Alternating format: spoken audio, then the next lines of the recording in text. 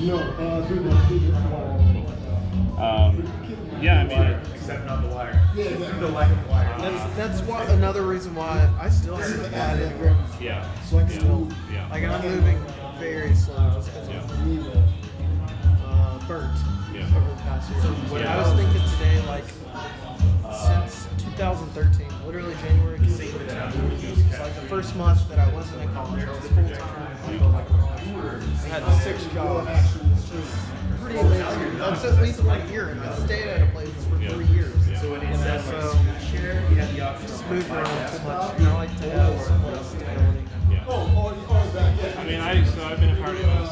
I've been very close to it. I know, yeah. I looked up on LinkedIn. I was like, loyalty, I guess. Well, yeah, but, you know, like I have friends who are loyal. Like he wasn't showing up. And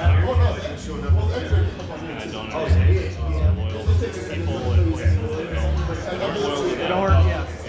Well, that was the first thing my boss always told me, was that a business is not loyal to its employees. When it comes down to the money, they're going to cut what they need to cut to stay afloat, right? So, yeah, it's hard. I think it's complicated. Because, like, I think you can say that a business, it is possible for a business to be loyal to its employees. Right? What will happen, what can happen, is that through no obvious fault of anyone, it's like the company doesn't make it, but somebody does have to get let go. Yes, like, yeah. You're not doing anyone any favors by not letting them go. But there's a difference. But if the company's just downsizing for the heck of downsizing. Yeah, there's lots of, there's non-fiduciary. Yeah, there's just bad reasons to do it.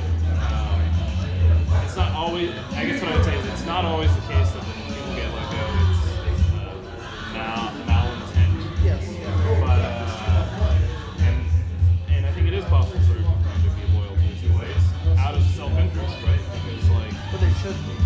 it's They smart put business. time into the investment on the front side of hiring them, and hopefully the investment. And you can, like, they've done studies on this, right? Like, they know that, like, it's not just a high money ideal. It's true. If you treat people right, you perform better in the market. Yeah, that's right. Yeah.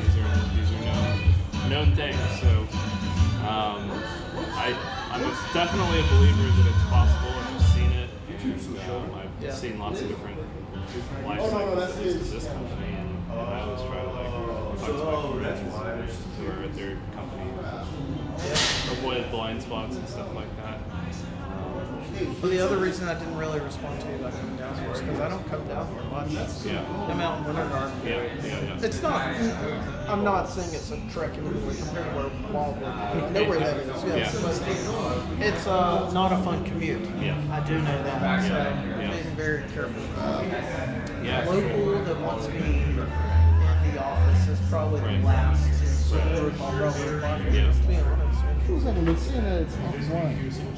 I don't know. And everything I have says that it's broadcasting.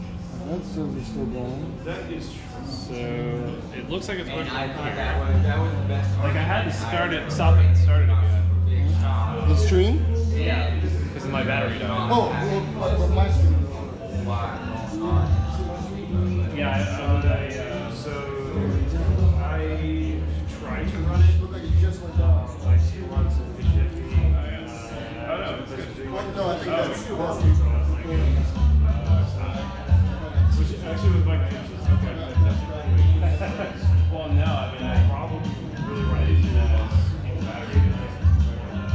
So is the ping pong table up here? Or I don't know. It was out here. It keeps getting moved around. I think it might be built around. Oh, that's right. Oh, well, this theater has talked about. Yeah. Totally get that. Were you recycling artwork from a specific course? Yeah, this is actually extracted. I thought so. Cool. It's like That artistic style on the background. well, yeah, that's that's hand graphic. I would never be able to do that. Yeah, that's like 75% course and like 25% others. Yeah. All right, let's see how this.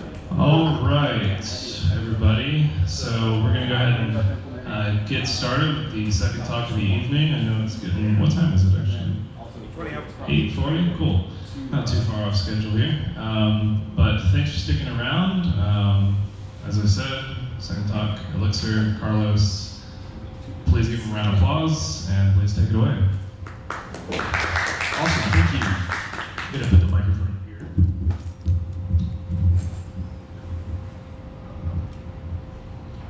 All right, I tend to talk like really loud, so you might. I got you. You got you? Cool, awesome. So thanks everybody for sticking around. My name is Carlos Souza. I work for a company called Pluralsight, the Speak Code School here in town. I got acquired a couple years ago.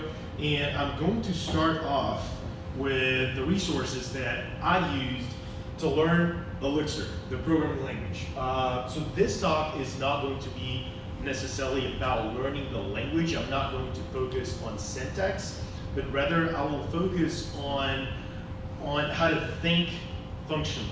So this was the first language that I actually got to write on a day-to-day basis that was a functional language. And before Elixir, I had tried tutorials with languages like Lisp, like Scheme, or different paradigms like Prolog, but I never got to actually use those languages for real-world projects until I learned Elixir.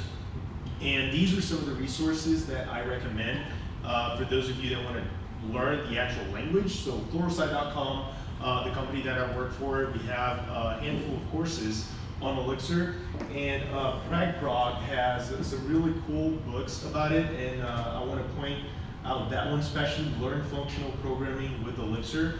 I learned a couple of really cool tricks and things that happen behind the scene. Some of them I'll mention it on today's talk through that book. All right, cool. So, my personal history with programming languages, it started, I went to school for computer science, and in school we were exposed to our first programming languages, which happened to be object-oriented. So a lot of you might relate to that. At the time, you know, Java was the thing. PHP was kind of like a language for the web, and it kind of uses the object-oriented paradigm.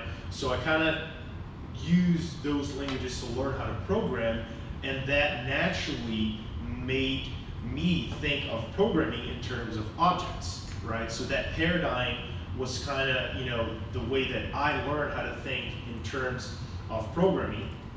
So in order to learn how to program in a different paradigm, in the functional paradigm, I had to unlearn a bunch of things and look at code in a completely different way.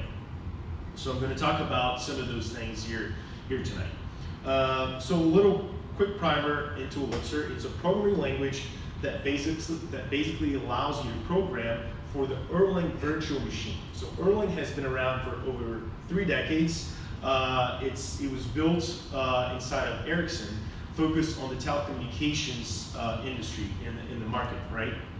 There's a really cool video up on YouTube with the history of Erlang. It's like a 10-minute, almost like an infomercial, like a commercial, trying to like sell the goal of the language back in the day. And this was in the late 70s, early 80s, and back then we obviously didn't have any of the technologies that we have today. Internet wasn't widespread. We didn't have YouTube, Twitch, any of those things. And we basically had 2 things. So I was born in the mid-80s, so I kind of like remember some of those things. And back in the 80s, like 2 things were really big. Bad haircuts, and also telephones, right? And that was the goal of Erlang, was to program to make it a little bit easier and more accessible for programmers to write systems for highly advanced telecommunication systems, right? And in the actual movie, the Erlang movie, they show telephone calls as the examples of where Erlang shines. So you watch the movie, you see person A making a phone call to person B, and then person C joining that call, and then person A dropping the call, and the person B and C still being able to communicate. So kind of like the the group chat that today can be quite easily translated into the internet, right, into the network of computers. So it's not necessarily people talking over the phone, but we're still transmitting data over the wire. And it just so happens that a lot of the issues that people used to run into back then are the same issues that we will run into nowadays.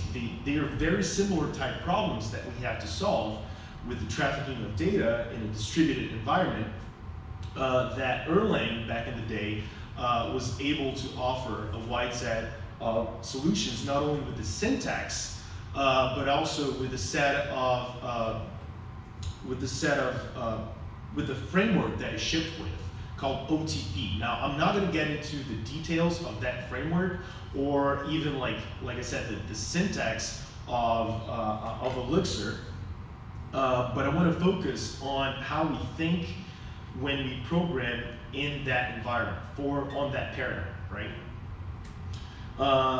So after working with Elixir for a couple of years, I've come to the conclusion that in order to understand, especially newcomers, in order to understand this paradigm, it's easier to focus on the 3 pillars, right? So these are the 3 things that I think make up for